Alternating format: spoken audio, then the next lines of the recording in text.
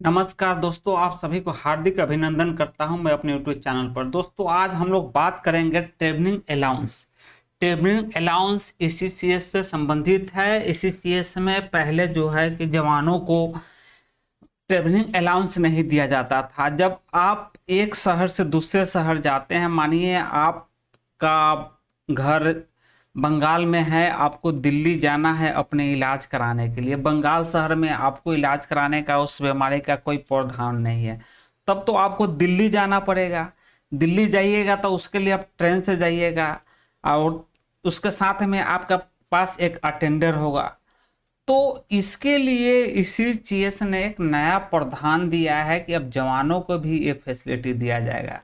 तो जवान भी इस फैसिलिटी को कैसे फायदा उठा सकते हैं कि आप अगर दूसरे शहर में जाते हैं तो आपको ट्रेन भाड़ा तो दिया जाएगा, साथ में जो आपका अटेंडर जाता है तो अटेंडर का भी आपको ट्रेन भाड़ा दिया जाएगा, दोनों का दिया जाएगा आपका भी। प्लस अटेंडर का जो पर डे का जो उसका वेग होता है, पर डे का माने उसको 500 हुआ, 600 रुपया हुआ, उसके हिसाब से जोड़ के भी अटेंडर को जितना दिन आपके साथ रहेगा उसको खर्चा दिया जाएगा। तो इसी के विषय में एक नया पॉलिसी लेटर आया है 30 अप्रैल 2024 को, एकदम नई लेटर है। तो ये लेटर सभी हमारे एक सर्विसमैन भाई के पास जाना चाहिए ताकि उनको पता चल सके कि उनके लिए भी क्या नया लेटर आया है।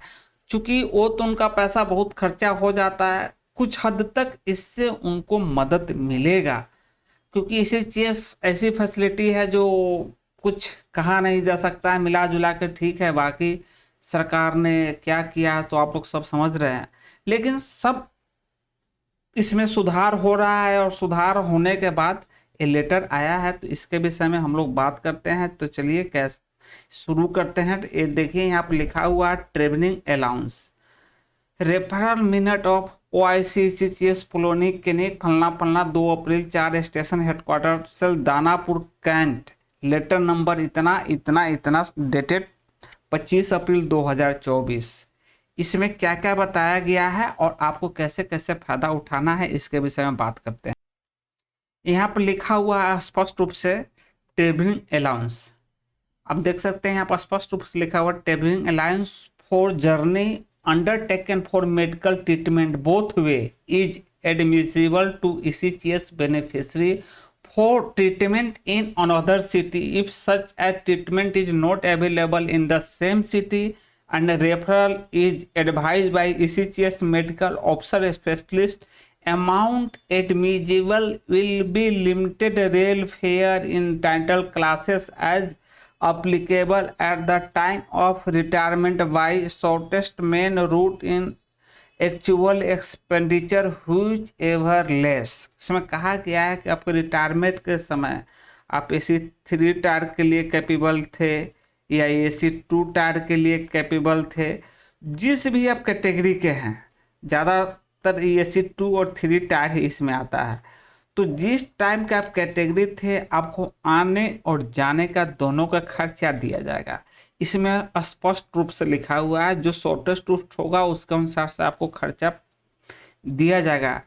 अब दूसरा पैराग्राफ बी में क्या लिखा हुआ, आप ऑन अटेंडेंट और स्कॉट, ऑन अटेंडेंट कहने का और स्कॉट, चाहे आपका लड़का हो चाहे कोई भी हो, who is required to travel along with patient will also be entitled to traveling allowance if the medical officer attending the patient certificate in writing that unsafe for the patient to travel alone. Such attendant escort is necessary to accompany the patient. Amount as admissible to the patient is reimbursable।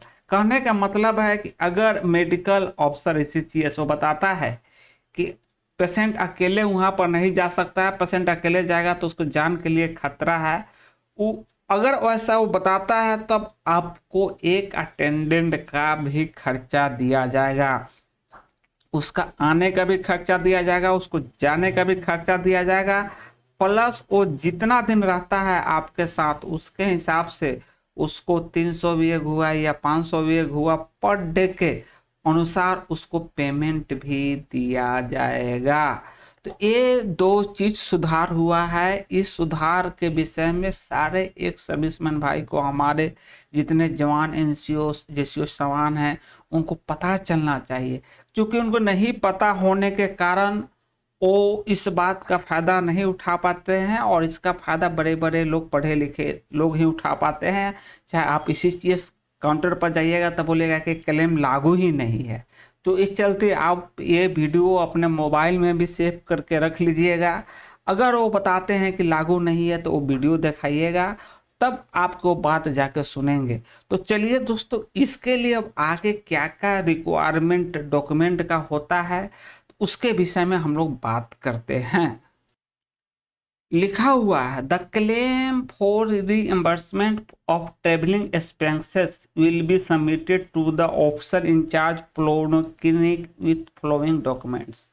अब document के साथ आप जो है कि अपने ECCS clinic पर जाकर डॉक्यूमेंट सबमिट कर सकते हैं। एक तो आपको चाहिए application form of ECCS member, जो भी आपको एप्लीकेशन फॉर्म की ज़रूरत है वो चाहिए। Photo copy of smart card, ECCS registration slip, referral number of the clinic, जो भी आपको रेफर दिया जाता है इलाज कराने के लिए, वो name place of the hospital और रेफर टू, जहाँ पर आपको हॉस्पिटल में रेफर किया गया है उस हॉस्पिटल का नाम और उस जगह, contingent bill, ticket of patient and attendant, दोनों आदमी का टिकट आने जाने का भी होना चाहिए।